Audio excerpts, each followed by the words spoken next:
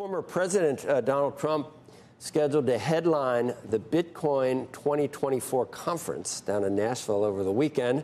A former president looking to secure some votes from fans of digital tokens who are hoping that he'd bring a lighter regulatory touch if he's reelected. And he has raised, I think, $4 million at least in crypto for his presidential campaign from the Winklevi and others. But it was only a couple years ago that he had called Bitcoin a scam against the U.S. dollar. I just went and looked up when that was, and we're going to talk about it. Our next guest is also attending Bitcoin 2024. Joining us now, South Carolina Senator Tim Scott. He's the lead Republican on the Banking Committee. I remember it, Senator, and welcome. But I remember it. That was in, I think it was in June or July of 2021. Now, I'll just tell you that 2 years earlier, in July of 2019, I said a couple of things. I was talking about a $55,000 price target. I got branded a full Bitcoin maximalist in July of 2019. So I remember when he said it. I thought it was unfortunate. I think I was shaking my head, and I wish he hadn't. But he has made a transition at this point to, I don't know if he's a full Bitcoin maximalist, but he is on board, and I guess we're going to hear that on Sunday. So, Joe, you just said you were a prophet. That's good to know. Here's what I can tell you without any question. You were not alone. 20,000 more people showing up at a financial conference here in Nashville is a big deal. Bitcoin's future has to be in America. What we know about the Biden administration and the SEC is they've been anti-Bitcoin, anti-digital assets. Elections have consequences. If I have the good fortune of being the chairman of the next Banking Committee, what we're going to do is make sure that innovation happens in America. That means that the regulations cannot be oppressive, and we cannot have an SEC nominee that actually wants to run it back to China or run it out of the country. We want to talk more about Bitcoin. We also want to talk about, front and center what's happening with the election, Senator. And uncomfortably, when you can change your mind like that, like former President Trump, do we give the same opportunity to Vice President Harris, do you think? Because if Republicans pursue some of her past comments, some of them are pretty incredible, actually, like, getting rid of ICE, abolishing ICE, or abolishing private health insurance, fracking, offshore drilling. I mean, there's a lot of things. Can she now, we're talking about people are saying she's going to tack to the center. Will that be believable in your view? And is she entitled to do that just like former President Trump did with Bitcoin? Well, Joe, if you're suggesting that Kamala Harris is down for fracking, I'd like to see that headline. If you're suggesting that she is no longer for universal health care, I'd love to see that headline.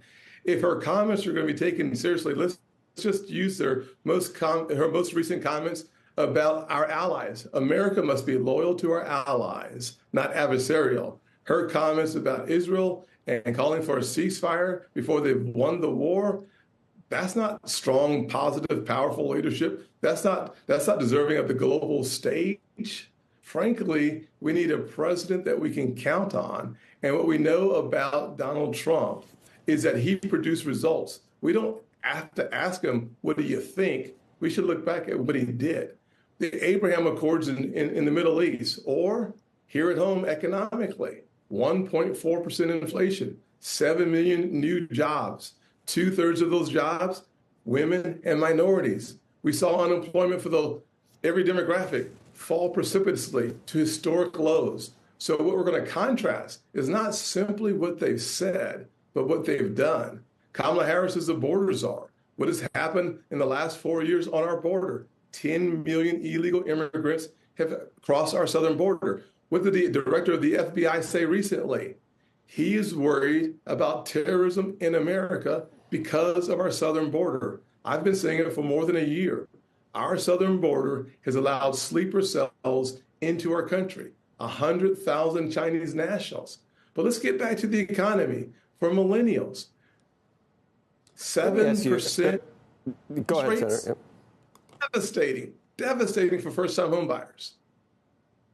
Sorry, Senator, we got a little bit of an audio issue. We're working through it with you. You mentioned that you would be the chairman of the Senate Banking Committee if the Republicans do win a majority. Point out the places to watch there to see whether that's really going to come to pass. Do you know which states look best right now, and what kind of majority do you think Republicans can hope for? Well, a couple of things. Number one, I'd say Pennsylvania is moving in our direction. Arizona, a strong candidate. Nevada as well, very strong candidate. We see strong candidates in Montana as well. Frankly, Ohio. The chairman of the bank committee comes from Ohio, and he has strong competition there. So we're seeing the ability to add multiple seats around the country. Let's start with the most obvious place that we're going to win. It's in West Virginia. Joe Manchin is retiring. Former governor is going to be the next senator representing the state of West Virginia. That's great news from my perspective. That puts us at a 50-50 tie. So we just need to win one more place. The good news is our most vulnerable seats, Texas, Florida. That's good news for the Republican Party. We are going to fire on all cylinders. I predict 52 seats. That would give us a majority that allows us to not only appoint the next director of the SEC and the FDIC, the OCC, but it also allows for us to have a governing philosophy that says we are going to empower more Americans with more of their resources, more choices. And as a kid who grew up in poverty, I want the ability of democratization. Simply said, let's decentralize to the point where the average American has more decisions in their households. That's good news, especially to the 7 million Americans today who are unbanked.